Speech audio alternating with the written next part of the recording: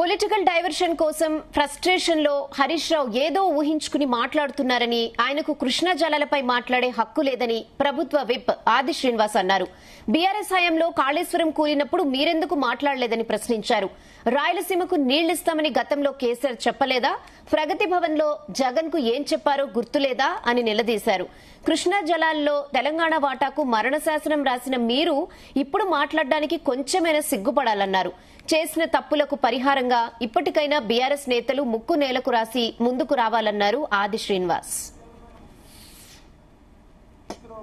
తన మామ కేసీఆర్ గారు అడ్డగోలుగా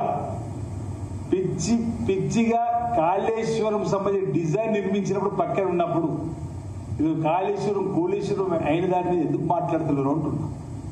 అంటే మీ హయాంలో జరిగినటువంటి ఆలోచనలు ప్రజలకు సంబంధించి, తెలంగాణకు సంబంధించి అప్పుల కుప్ప రాష్ట్రంగా మారడానికి ఆ నిర్ణయాలు కారణమైనట్టు దానిపైన ఎందుకు మీరు ప్రజలకు క్షమాపణ చెప్తున్నారని చెప్పండి అడుగుతా ఉన్నాం.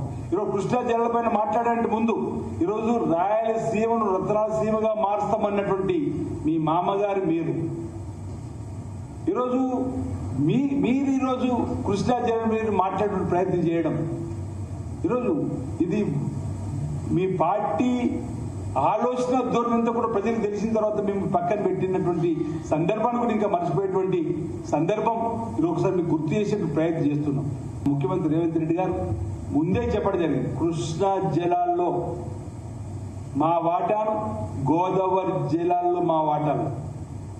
ఈరోజు మిగులు జలాలు కానీ, నికర జలాలకు సంబంధించిన అంశం కానీ ఏది అంశంలో తెలంగాణకు నష్టం వాటిల్లకుండా చేసే ప్రయత్నం ఈ ప్రభుత్వం చేస్తుందని చెప్పని ఇప్పటికే గౌరవ ఉత్తమ్ కుమార్ రెడ్డి గారి నాయకత్వంలో కేంద్ర జలవనరుల శాఖ మార్చుల దగ్గర కూడా అనేక సందర్భాల్లో కూడా వెళ్లి కలిసినటువంటి సందర్భం. ఈరోజు ఇన్ని కార్యక్రమాలు చేస్తుంటే ఎందుకు తెగ గింజుకుంటున్నారో మాకు అర్థమైతలేదు. హరీష్ రావు గారు